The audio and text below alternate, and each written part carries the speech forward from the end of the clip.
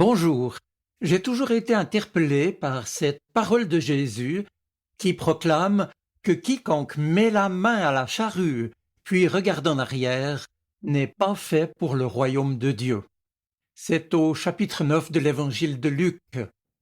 Eh bien, dans ce passage, en fait, on s'aperçoit que Jésus vient de décider de partir pour Jérusalem, où il atteint sa mission. Certains de ses disciples sont prêts à le suivre, mais lui tient à les avertir, car l'accompagner leur demandera le même courage que le sien pour accomplir jusqu'au bout la volonté de Dieu. Or, pour être chrétien, nous rappelle Jésus, aujourd'hui encore, cela exige du courage et de la persévérance. En effet, nous le savons tous, le découragement peut succéder à l'enthousiasme initial. Jésus l'avait d'ailleurs raconté dans sa parabole du semeur. Les grains tombés sur la pierre, ce sont, disait-il, ceux qui accueillent la parole avec joie lorsqu'ils l'entendent, mais qui n'ont pas de racines. Alors pendant un moment ils croient, mais au moment de la tentation ou des difficultés, ils abandonnent. Jésus veut qu'on le suive complètement, pas à moitié, en disant à la fois oui et non. Quand on a commencé à vivre pour Dieu et pour son règne, on ne peut pas reprendre ce que l'on avait laissé, vivre comme avant, guidé par ses intérêts égoïstes d'autrefois. Quiconque met la main à la charrue, puis regarde en arrière, n'est pas fait pour le royaume de Dieu.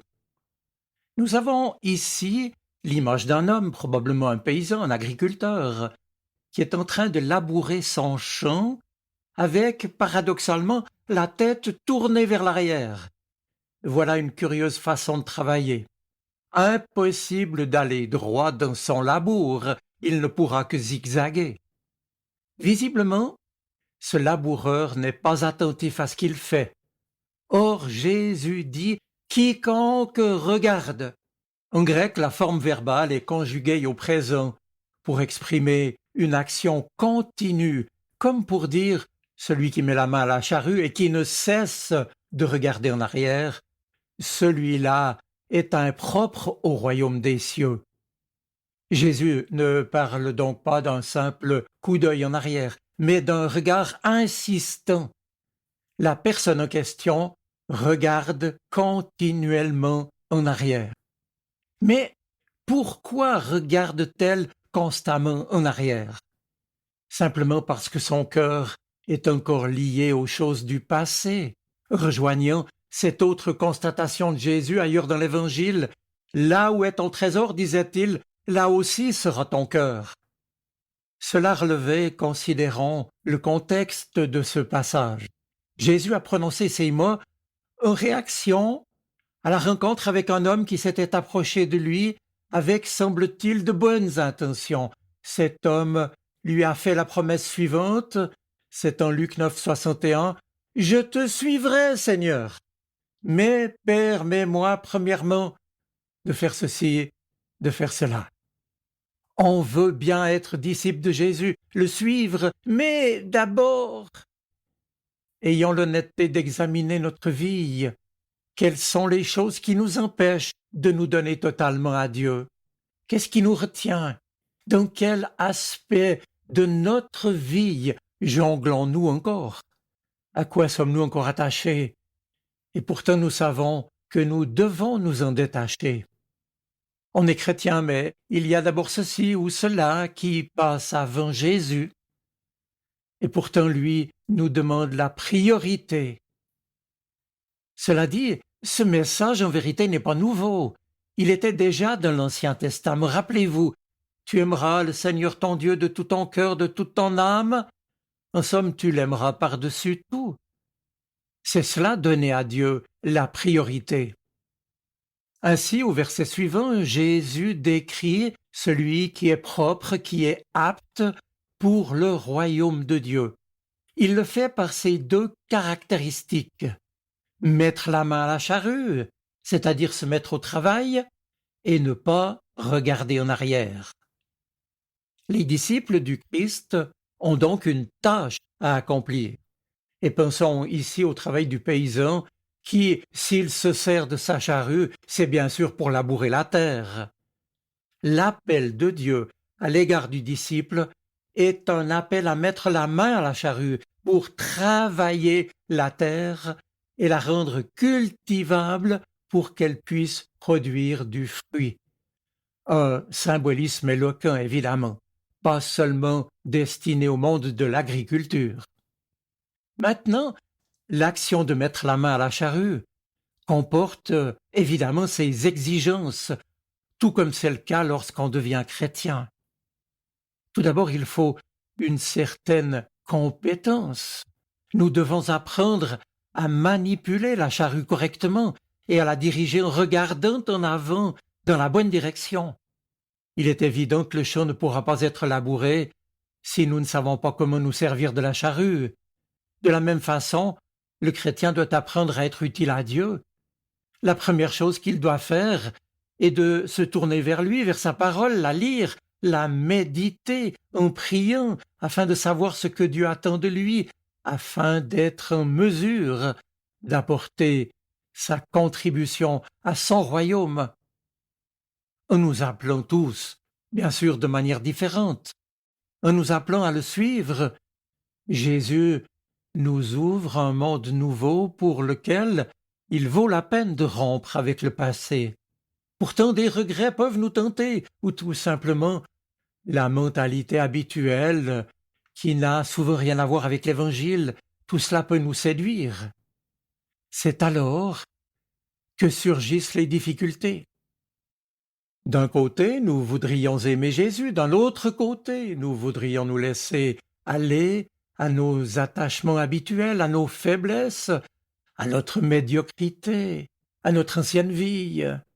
Nous voudrions le suivre, lui, le Seigneur, mais nous sommes bien souvent tentés de regarder en arrière, de revenir sur nos pas, sans doute par facilité, ou de faire 2 pas en arrière après en avoir fait en avant.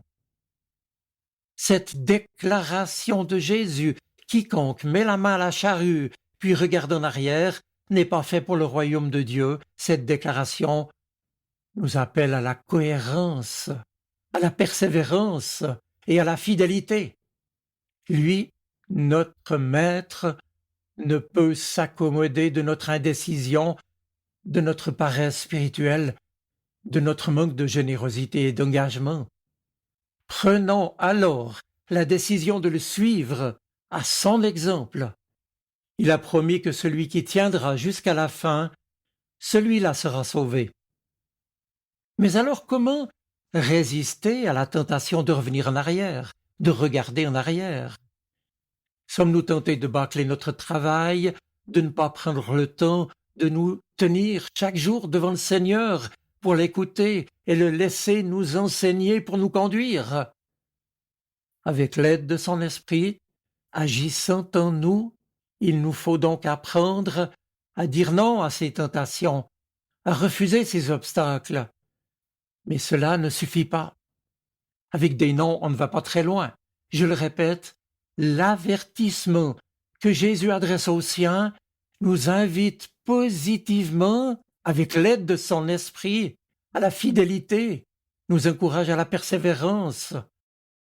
Enfin, en évoquant ici une charrue, Jésus s'en sert aussi bien entendu comme d'un symbole pour montrer que l'action de mettre la main à la charrue est en lien étroit avec la nécessité de prendre sa croix. Le disciple, en mettant la main à la charrue, c'est comme s'il mettait sa main à la croix et qu'il la portait chaque jour. Et par ce geste, il s'engage à mener une vie de partage offerte, renonçant à soi-même. En d'autres mots, Dieu nous appelle en tant que chrétiens à lui consacrer notre vie pour le servir et le suivre, quoi qu'il puisse en coûter. Si quelqu'un veut venir après moi, qu'il renonce à lui-même, qu'il prenne sa croix chaque jour et qu'ils me suivent, a-t-il justement précisé déjà en Luc 9. Quiconque met la main à la charrue puis regarde en arrière n'est pas fait pour le royaume de Dieu. Jésus attend de ses disciples qu'ils s'engagent vraiment avec lui pour labourer le monde. Avançons donc toujours vers le but, le regard fixé sur Jésus. Et plus notre amour pour lui grandira, et plus nous saisirons les promesses de la moisson du royaume qui vient. Alors, ne laissons aucun obstacle nous empêcher de dire oui à Dieu. Et chaque matin, quand une nouvelle journée commence, disons-lui, aujourd'hui, oui Seigneur, je veux vivre avec toi, avec ton aide, pour t'aimer et te servir. Il n'est plus question pour moi de vouloir regarder en arrière. Alors, aide-moi à aller de l'avant avec toi et pour ton royaume. Mes amis, je vous souhaite une bonne semaine. Soyez bénis. Amen. Sa parole résonne dans mon cœur. Elle est vivante, elle parle. Elle m'aide à choisir, m'illumine. Elle est vivante, elle est poignante, elle touche mon cœur.